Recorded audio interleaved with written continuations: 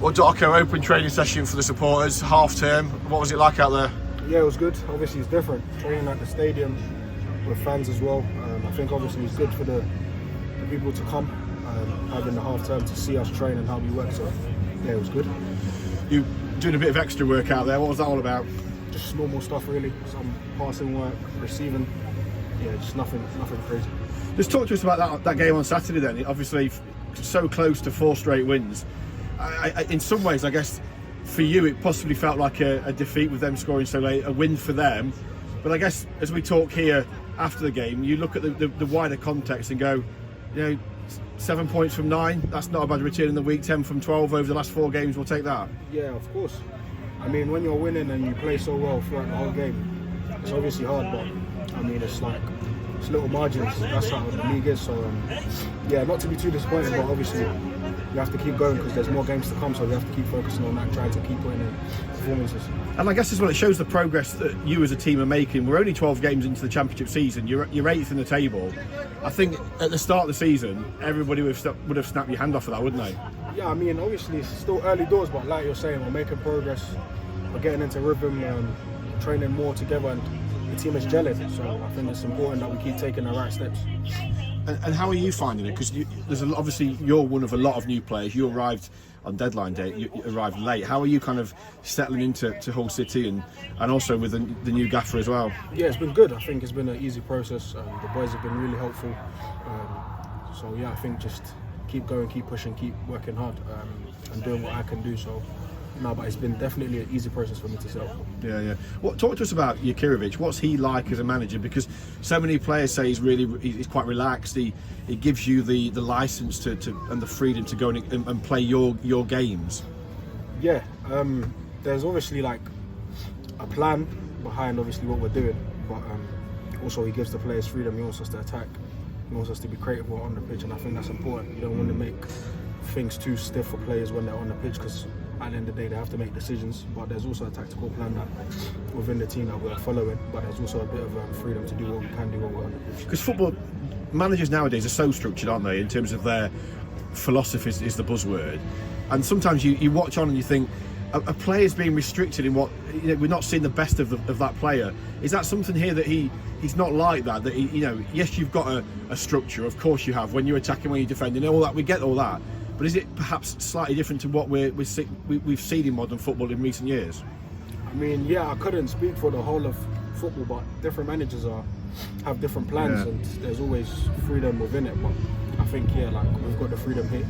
Like I said, we've got a tactical plan as a team, but also there's individual capabilities for different players. So yeah, everyone's just trying to play to their strengths, but also work together as a team. And what have you made of the start so far, Darko? Yeah, it's been good. I think we've been really positive. Even when some of the results haven't went the way we want, kept going, kept pushing, and I think that we're gelling together, continuing to improve. So yeah. And how hard are those 3 game weeks, particularly after the international break? Yeah, it's normal. I think obviously you already know that is coming, so you just try to prepare your mind. It's obviously hard because it's back to back so quick, but you always got to be mentally ready. And Norwich on Saturday, we don't know. Obviously, this is not something for you guys to worry about, but whether they'll have a manager, whether Liam gets sacked, there's a lot of talk that they might have no manager in place on Saturday. From your point of view, though, it's another opportunity, isn't it? It's another start of a 3 game week. Norwich followed by Derby away, and then Pompey here. How do you see it? Yeah, I mean that's none of my business. What happens with their manager? Like I said, we as a team we're improving, and that's what we need to focus on, step by step, game by game. The training sessions, and obviously when the games come, making sure that we're fully ready and focused on what we can do. It's a clear week going into Norwich. Obviously you had the big game at Birmingham, the Battle of Birmingham if you like, and then you had the game against Leicester. How nice is it just to have this kind of clear week where you can, you haven't got the midweek game, you can go clear head into it? Yes, that's how the game works, especially in the Championship. Obviously you have a week where it's so busy, and then you have another week where it's free and players can recover a bit more, get their legs back under them. But it's the same mindset going into the week. Obviously, train hard, prepare for the game on Saturday, and then go from there. And in terms of Norwich, historically, Carrow Road's always been one of the most difficult kind of away trips of the season. City have got an awful record there as well. How are you in terms of your preparation for it? How does that work? What does that look like going into the weekend? It's a normal week. I think we said today, we train here. Tomorrow we'll train as well, prepare for the team and do the tactics that we need to do.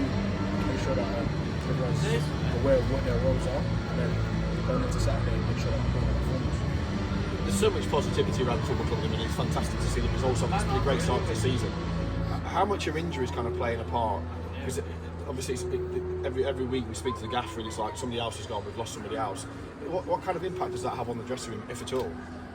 I think obviously when you see players getting injured, you don't want that to happen. It's hard, but it is part of the game. But I think as a team, we've got players that can also come in and help.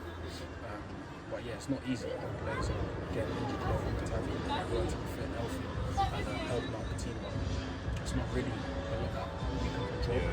So I just have to make sure we're focused on what needs to be done and then making sure that we're helping the players. Also throughout the rehab and making sure that we're still doing.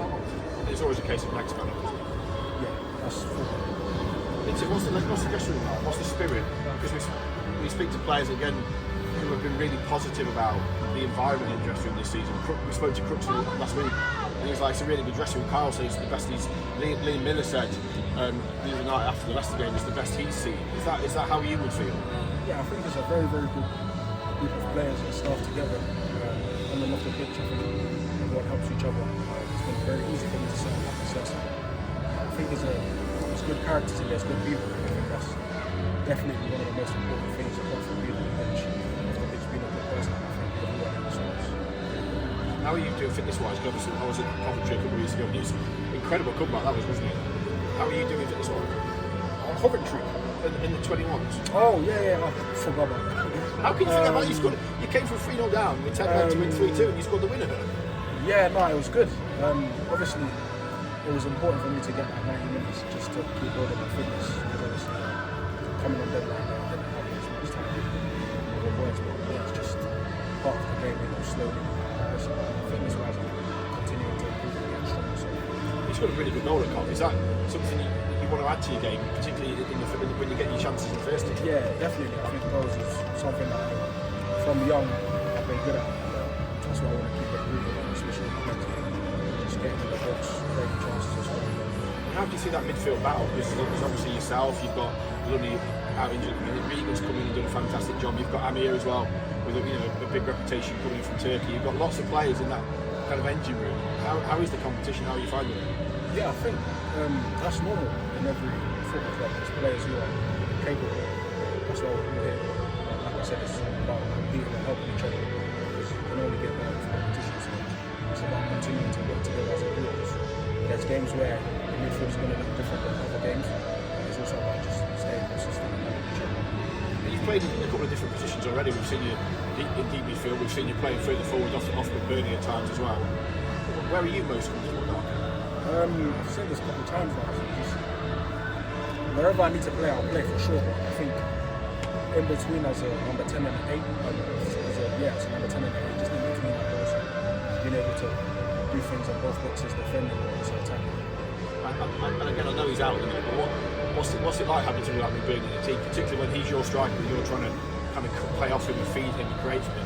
Yeah, no, he's really good as a person. He's chill, very helpful. Thank